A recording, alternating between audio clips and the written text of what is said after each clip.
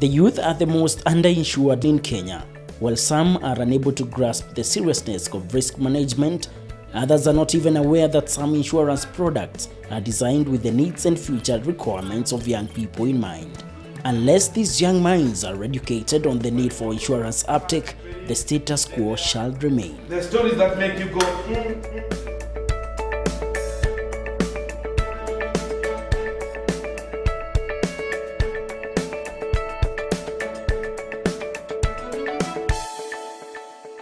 Welcome to the Insurance Debate Tournament here in Catholic University. Now, this time round, it's a bit different because the debaters are using the British parliamentary system of debate. And that's where we start this special report. How the format looks like is that we have a government and an opposition side, just like the British Parliament. In the government side, we have the Prime Minister, his deputy, the member of government, who in this case is like the member of parliament, and the government whip. Similarly, in the opposition side, we have a leader of opposition, his deputy, his member of opposition, and the whip. Now, the spirit of the motion is... And that's the style which will be used by these students from different universities in Kenya. 20 universities are represented, over 200 students in the house, giving rise to over 64 teams ready to go head-to-head in this battle of wits. Adrenaline will rush. Of about 2 to 3%. In fact, I suggest it's lower. And all the cameras would zoom in Catholic University of Eastern Africa, the host of the two-day tournament. We're here at Catholic University for the first ever national insurance debate. Jackson Juma, Ebru Business. If you look at the products that are even out there by the insurance companies, they work for the last half of the youth demographic. Industry stakeholders were not left behind either. The tournament would not start without a panel discussion where those in the insurance sector would give facts about insurance and set parameters of the debate. Insurance industry in Kenya, we have about 52 insurance companies who are all our members. These companies, we have some that are general, that write general insurance business. That's called the non-life business. Others write the life insurance business only, and others are composite. That means they do both. The insurance, maybe just to give you a brief of the performance of the industry, I'll use the 2016 figures. So 2016, total industry premium, about 197 billion. General business is takes the larger portion of about 123, while life business is lower at about 74 billion. And one of the things you find, maybe one of the measure of insurance that I can use, if I may include that now, is the insurance penetration, which is a worldwide method of measuring insurance globally. So the current insurance penetration in Kenya is just slightly below 3%, about 2.9%. When you look at it, it looks very low. And by the way, insurance penetration, because many people misunderstand it, is not a measure of the total number of people with insurance. It is a measure of the contribution of the insurance sector to the GDP of the country.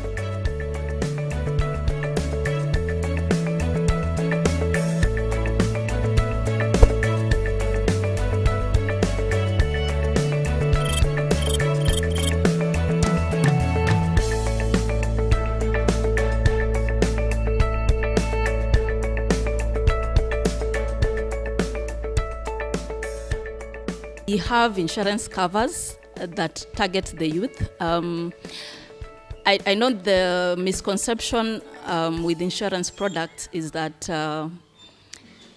they are developed to cut across. So if someone was to develop, say, motor insurance, they would assume if a youth was to buy a car, it would apply for them.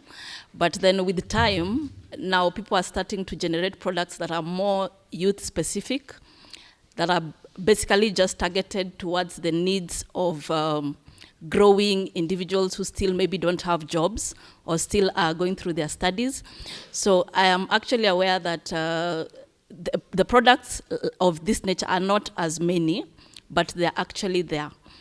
So I think what needs to happen is there needs to be a lot of education around what are the other products that the youth can still benefit from. Not necessarily specific to the youth nature, because if you think of a youth, you think of someone who doesn't have stable income. When you think of a youth, you think of someone who is a bit reckless, like people think like that. So when someone thinks of a youth, they think it's someone who can go towards risk in a very aggressive manner. But with the understanding of the needs of the youth, which I'm hoping is also part of the forum we are having now, with the understanding of the needs of the youth, insurance companies need to develop products that are more friendly to the youth. I think that is more to do with the administration of the products, not necessarily the nature of the products. The protection gap. The protection gap is basically the difference between the people who are insured and what should be insured. So I have insurance, but I probably don't have all the insurance I need. I have medical insurance, I don't have car insurance, I may need life insurance, but I don't have that. So I have a protection gap. And the protection gap varies by country, by individual, by market, by everyone may have or may not have a protection gap. So Swiss Re recognized this issue, and we started this global movement to just make people aware of this existing protection gap. And Kenya was our pilot market because this is a very important market in our business. We've been in the Kenyan and African market for 50 years, and we thought, okay, if we want to start an awareness movement for people to know about their lack of insurance, their lack of protection, their lack of risk awareness, where can we start? So we decided to start with Kenya. When it comes to the issue of, and this is an issue that has come up over a number of years, that is the issue of the perception, the negative perception of the insurance industry. There's a feeling that the insurance industry doesn't settle claims, the insurance industry tries to exclude, and as you've given a very good example of the alcohol. But of course, I think this also works towards the issue of financial literacy as well as awareness. A lot of people may not necessarily understand what it is that they're buying. And just to use your example of the issue of the drinking and driving, and the insurers will confirm to you that is actually an exclusion, meaning it's not covered. If you're involved in an accident and you were drinking at the time, you are not covered because that is not necessarily perceived to be a risk that is insurable. Let's get our priorities right as the youth. As I said, the best time to start saving when taking life insurance was yesterday. And the next best time is today. The next thing I want to talk about is technology. I know as an industry, we've not been up to speed in catching up with technology, but we also are alive to the fact that we cannot wish away the technology that is the effect of technology. And as that, you will see more of us going digital, doing business differently, away from the agents and the brokers, getting into touch with our clients directly, into the market directly. After the panel discussion and the town hall debates, it was time for the rounds. There were a total of 64 teams for the debates category, with Egerton University having the largest number of teams. All teams went through 4 preliminary rounds of debate that ran before breaking off to the quarters, semi-finals and finals. Ladies and gentlemen, if we have private insurance in this house, we know how expensive it is to cover chronic insurance. After several rounds, it was time for the creme de la creme, the finals. We shall start the debate at 5:35. And the motion was out.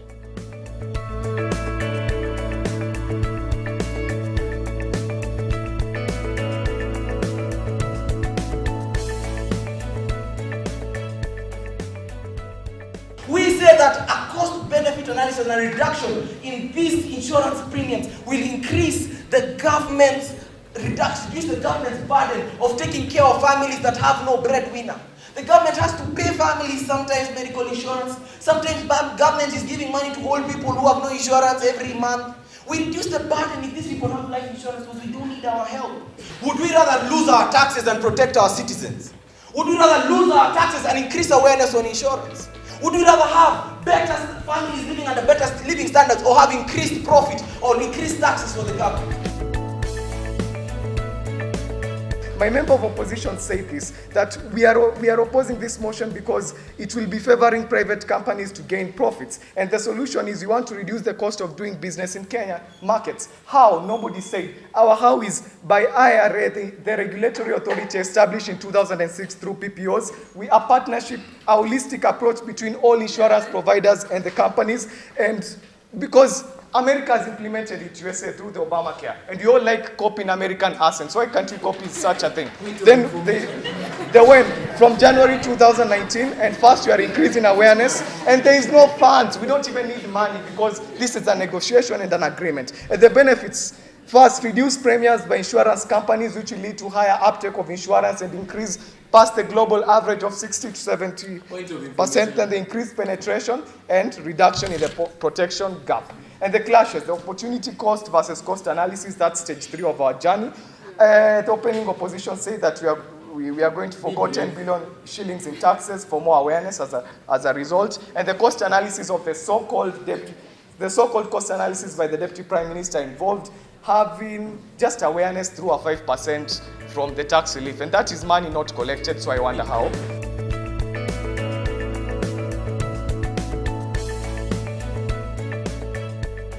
Penetration is only 3.6% in Africa. We know Kenya is part of the countries which play a very big role or the key role in the influence in the continent. So sometimes we speak and they do listen. And being being part of the countries which are the leading countries in the continent, what we can do can also stretch its effects to the other countries in the continent. It will improve our standing in the continent in all aspects. Trade in Africa will come in our country. A girl who wants to get coated takes a bath and looks good. So if you want to make foreign investors come in our country, take that same bath, reduce the taxes, and you see foreign investors coming and flying all the way from everywhere to come and invest in Kenya. Just simply because you've just reduced that percentage of tax. And this will also improve on the GDP of the country.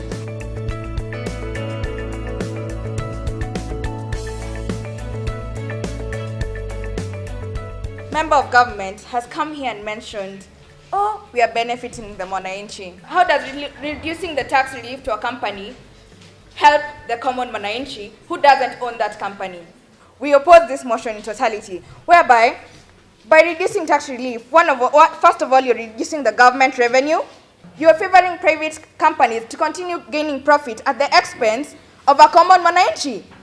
Insurance companies instead can find other ways to reduce costs and increase profit without burdening the mwananchi and still benefiting mwananchi without making them feel oppressed by this motion of reducing tax relief to insurance companies.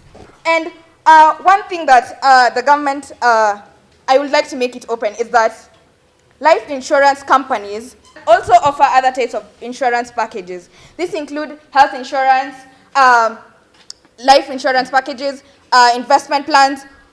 Those are the companies we have in Kenya. Therefore, we want to offer a solution whereby you do not want to infringe on the common mwananchi, but we also want to look at the cost that an insurance company undertakes when taking the insurance business. It was then time to declare the winners.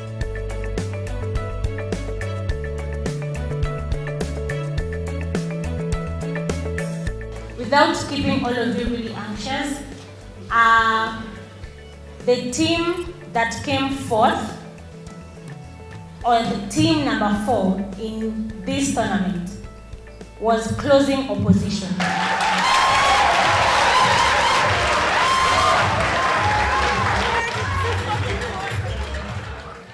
The best third team in this tournament was closing government.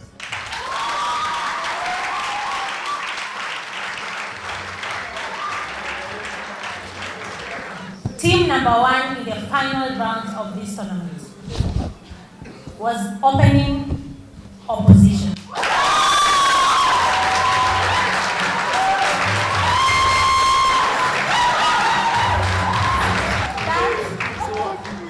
That ultimately means that team that came second in this tournament was opening government. Let's appreciate it.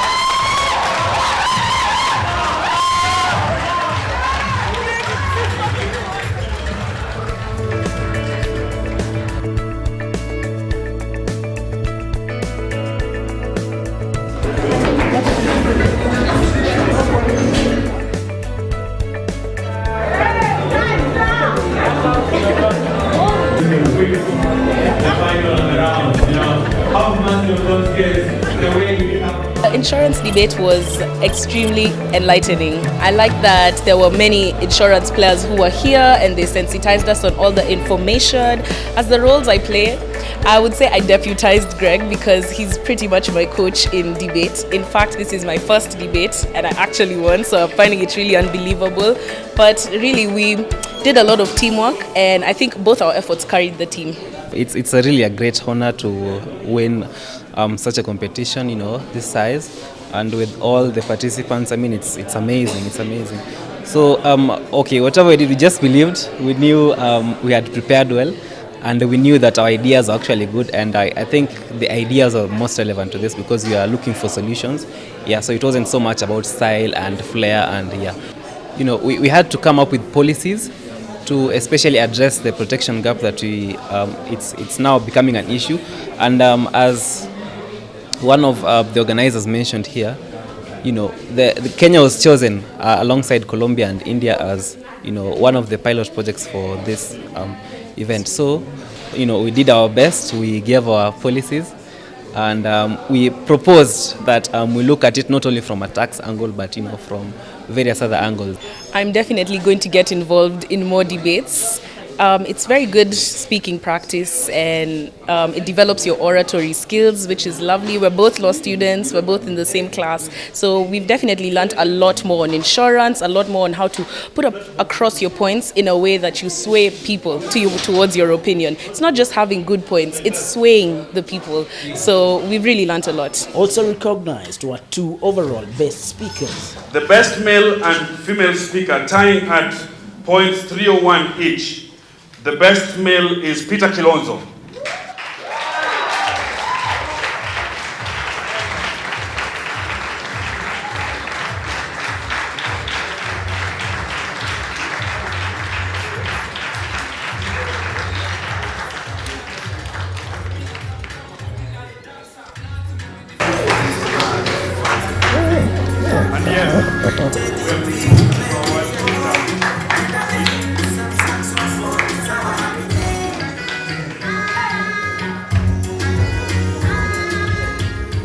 And being a first-time debater, this was a new experience to me. It was overwhelming. And this, I'd like to thank God for this, first and foremost. I'd like to also thank my partner, William Ngeno. He had contributed largely to this success. And I've learned a lot. I've learned many things that I didn't know.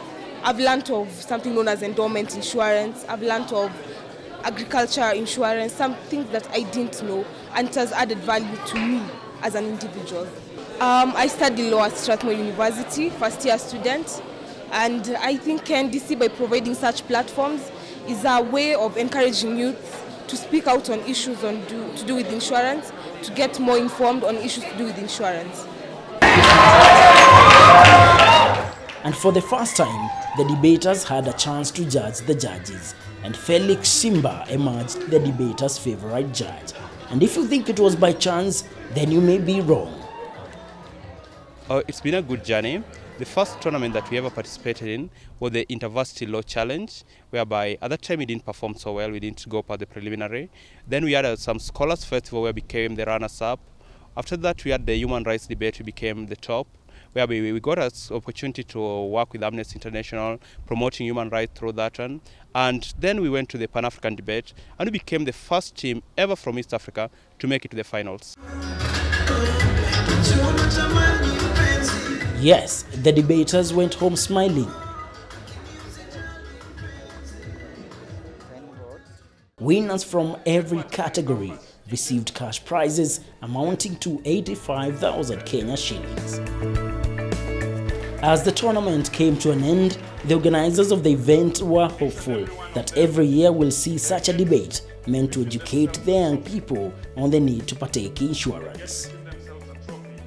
What is next is basically taking this to the next level, trying to expand, trying to get mostly the youth, because we believe that the youth are the people who are going to create that mass communication, spread the gospel, so to speak, of insurance, because they're the people with the technology, they're the people who are in the mass media, and that's the message we want to take across, because the traditional methods have not worked so far. That's why we believe the youth who have the outreach for the social media can help us to reach the uninsured masses. We came together with Swiss Re, who's a reinsurance company, a global insurance company, and we wanted to address the protection gap, which really is the underinsurance that we witness in the market. And one of the ways we thought of doing this was, number one, targeting the market, being very specific and being very targeted. And we know the youth is one of the underinsured population segments who have a very low understanding of what insurance is. So we decided to partner with Kenya National Debates Council to hold a debate for university students across the country on insurance matters. And for the Kenya National Debate Council, it's all about strengthening the capacity of young people to engage in public affairs through structured and informative debates.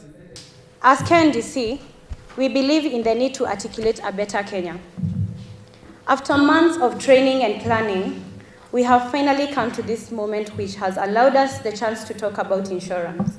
I believe by now we have seen that there is so much unexploited potential in the industry for all of us.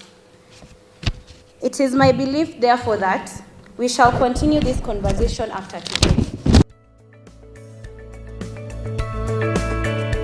In 2017, towards the end, we did a friendlies, which was also organized by Kenya National Debate Council, and we got a chance now to go to the Pan-Africa University Debate Championship in Cameroon for a week. We were the first African team for the past 10 years that Pan-Africa has ever held, the annual event, to get to the finals as an East African team.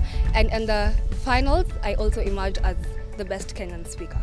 Some of the debate that we've been doing revolve around accountability and governance, and that is that's my passion. So through that, we've been able to promote matters of accountability. We've been able to promote governance, and even if you look at the last debate, or last year when I was judging, we had the human rights debate was on SDG 4, that is right to education, and you realize that through debates we've been able to promote the matters that affect the people.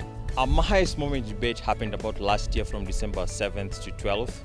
We went to represent Kenya at the Pan-African debates in Cameroon.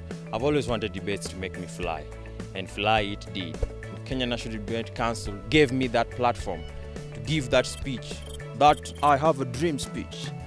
I have nothing but praise to Kenya National Debate Council, and continue inspiring young minds like us to continue providing this platform to those individual debaters, public speakers out there, and give them a chance to shine on this earth. On that point, we wrap up this special report. My name is Elijah Mwangi, reporting for Kenya National Debate Council from the Catholic University in Nairobi.